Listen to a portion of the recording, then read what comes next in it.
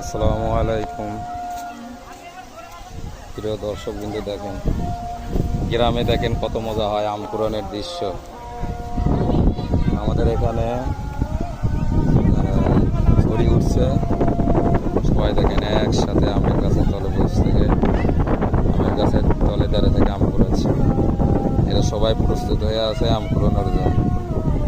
দেখেন এই যে আমের গাছ,